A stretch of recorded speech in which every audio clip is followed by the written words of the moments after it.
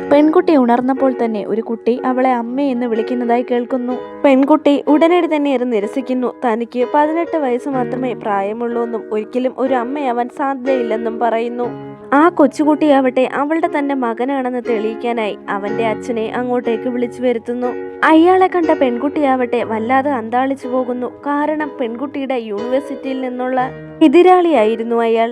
അയാളെ വിവാഹം കഴിച്ച് അയാളിൽ ഒരു കുട്ടിയുണ്ടെന്നുള്ള കാര്യം പെൺകുട്ടിക്ക് ഒട്ടും വിശ്വസിക്കാനായില്ല.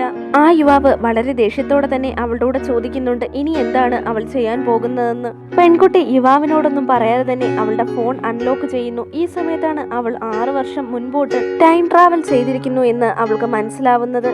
ഒടുവിൽ ഞെട്ടലോടെ തന്നെ പെൺകുട്ടി ആ സത്യം മനസ്സിലാക്കുന്നു. തന്റെ എതിരാളി ഇപ്പോൾ തന്റെ ഭർത്താവാണെന്നും അതുമാത്രമല്ല അയാളിൽ അവൾക്കൊരു കുട്ടിയും ഉണ്ടെന്നും. വീട്ടിലേക്ക് പോകുകയായിരുന്ന പെൺകുട്ടിയെ ഉടനെ തന്നെ യുവാവ് തടഞ്ഞിട്ട് പറയുന്നുണ്ട് അടുത്ത പ്രാവശ്യം അവളുടെ ബോയ് ഫ്രണ്ടിനെ കാണാൻ പോകുമ്പോൾ തീർച്ചയായും കുട്ടിയെ കൊണ്ടുപോകാൻ പാടില്ല എന്ന്. ഇത് കേട്ട പെൺകുട്ടിയാവട്ടെ ഞെട്ടലോടെ തന്നെ തന്റെ ഫോൺ എടുത്തു നോക്കുന്നു. അപ്പോഴാണ് അവൾക്ക് മനസ്സിലാവുന്നത് യുവാവ് പറഞ്ഞ ബോയ് ഫ്രണ്ട് വേറെ ആരുമായിരുന്നില്ല, പെൺകുട്ടി സ്പോൺസർ ചെയ്തിരുന്ന വിദ്യാർത്ഥി ആയിരുന്നു എന്ന്. ഈ 6 വർഷങ്ങൾക്കിടയിൽ എന്തൊക്കെയാണ് സംഭവിച്ചതെന്ന് പെൺകുട്ടിക്ക് ഓർമ്മയില്ലായിരുന്നു. ഉടനടി തന്നെ പെൺകുട്ടിയാവട്ടെ യുവാവിൻ്റെ കൂടെ പറയുന്നുണ്ട് തനിക്ക് 18 വയസ്സ് വരെയുള്ള കാര്യങ്ങൾ മാത്രമേ ഓർമ്മയിലുള്ളൂ എന്ന്. എന്നാൽ പെൺകുട്ടി കള്ളം പറയുകയാണെന്നും മറവി രോഗം ഒരു കാരണമാക്കി എടുത്ത് വിവാഹമോചനം ആവശ്യപ്പെടുകയാണെന്നും യുവാവ് തെറ്റിദ്ധരിക്കുന്നു.